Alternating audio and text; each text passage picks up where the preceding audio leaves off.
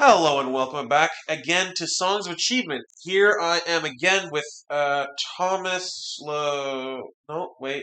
There's a change on the prompter.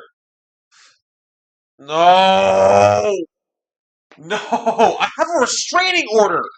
I have a. Hey, Ford. Hey, Nick, good to be back. Thank you. Thank you. More cheering. Thank you. There's still no one here. There's still no one here. Oh, they're here. It's schizophrenia. It'll spread to you slowly. Don't worry about it. Thank you. What the? Thank you. Yes, good to be back, Nick. Thank you for inviting me on. Right. Well, my producers. I don't have any actually. Thank you for inviting me on. Of course. Good to have you back. Yeah, it is. Right. Well, I've been told that we're talking today about the Arleon special achievement, Death to Diplomacy. Yes, we are. And if I may say, your injuries have healed quite nicely. Quite nicely. Yeah, I still can't sit down. I'm hearing issue problems. A lot of issues. I don't see why are you telling me this? 4 shin fractures. 4. Go on. Medically not possible. Sounds like an issue. Anyway, yes, we're talking about Death to Diplomacy, another overwhelming difficulty achievement, specifically for the first campaign, Arleon's campaign. Very interesting. Mm-hmm. And would you agree with Death to Diplomacy as a concept yourself? Oh, absolutely. Diplomacy is a lie. That's Yeah. the first truth. It's very simple if you think about it. Nations only engage in diplomacy right up until they engage in war. It's really just a precursor, nothing more. And you're a big fan of war? Oh, absolutely. War good. Good for economy, good for morale, good for nationalism, good for imperialism, good for all those things that everyone loves so much. Right. Well, maybe we should just get into it. I've been told that this is getting a little too meta. What does Facebook have to do with this? We're gonna get sued. Anyways, let's go on. So, first, just give me a brief rundown of this achievement. Right, so overwhelming difficulty. Need I say more?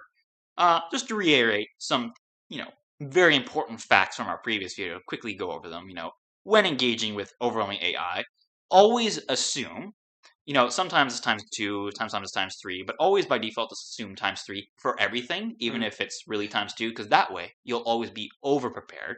When I say that, I mean they will make 3 times as many troops, 3 times as much resource, 3 times as much XP. So assume that when you go into battle, over-prepare, and then win. That's the first thing you got to remember when dealing with these overwhelming AI difficulties. Okay. So then what specifically about this achievement was difficult for you?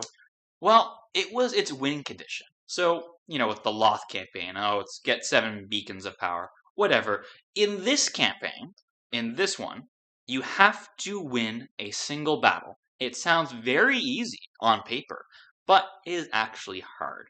When you start this map, you'll begin in the bottom right and, a few small battles, and you'll go around here to there and eventually gather 2 other wielders from the Fae and emerge at a settlement, not tier 5, only upgradable to tier 3. And then it'll stop holding your hand, you're allowed to go out into the world. And so that's your bottom right starting place.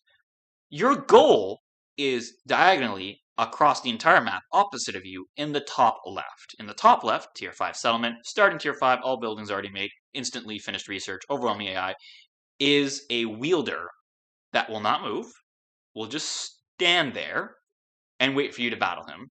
That is Welshly returned, just standing there guarding the tier 5 capital. Not even in the building, just standing right in front of the capital building, waiting for you to beat him.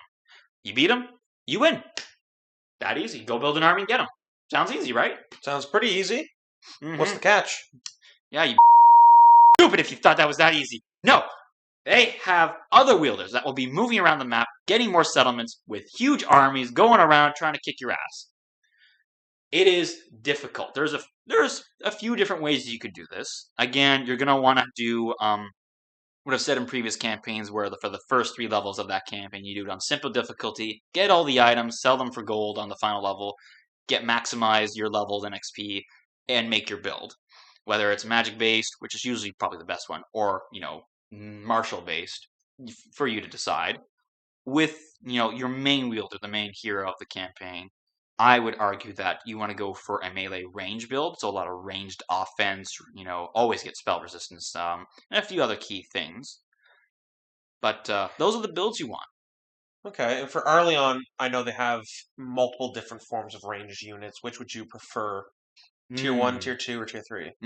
It's definitely a difficult question because again, you can do different builds. You could use the Fey build and go like all in on Fey and Fey research. But the important thing is you pick one thing and do it because research is expensive. Fey do the Fey research. Get the spellcasters and the berserkers. But if you're sticking with the human troops and you're doing ranged, you're probably gonna want I've seen strategy work where you just mass commit to stacks and stacks of militia. But you could also go, the archers. It's really up to what you prefer. Again, you're gonna want to do some save scumming, benchmark saves, and you're gonna want to have to try this quite a few times to get it right. What I did. Now, this is just what I did, and I would advise as a general strategy. There's a few small level 2 settlements you can make, to get some resources, money, whatever buildings you want to put on there. Or I suggest troop generation, but you want to go north. A similar theme because to your north there is a few small settlements and 2 tier 5 capitals, and once you get those, one is just given to you, the other one you actually have to take because the enemy will control it, and again, overwhelming difficulty fights, very hard to do, but once you have them, you'll have 3 tier 5 capitals on your side. You will eventually be able to outproduce them.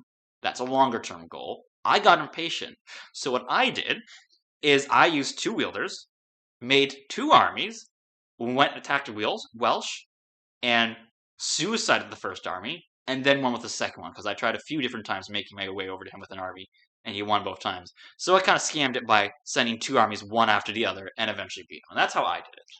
Right, well, patience has never been your virtue. What did you fucking say? I'm gonna...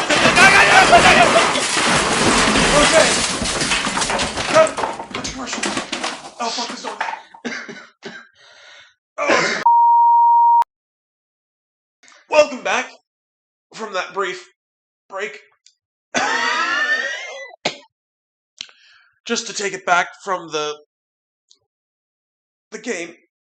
For those of you wondering, the reason why all the tips and tricks have been written in blood and red has nothing to do with Halloween being so close. It has everything to do with our technical technician. I think you mean Lothoween, please? Okay. Yeah, that's right. Well, Raphael still hasn't recovered from his injuries, and he's been just bleeding out in the studio up there. So to those viewers, please help. Please, for the love of God, help. That's, of course, just a joke. Please disregard. Well, it seems our host is currently unavailable. I guess I'll have to do the outro. Yes, thank you, I know I am, the best at this sort of stuff. Anyway, that will be it for today's session on Sons of Achievement, but please tune in next time for some Quartz Time interviews where I will talk to Nick about how I handled the other campaigns, either the Rana or Beria. Alright, I'll say bye-bye for now. Bye-bye. You have anything to say, Nick? I can hear the cheers. Alright then. Take care, everyone. Bye-bye.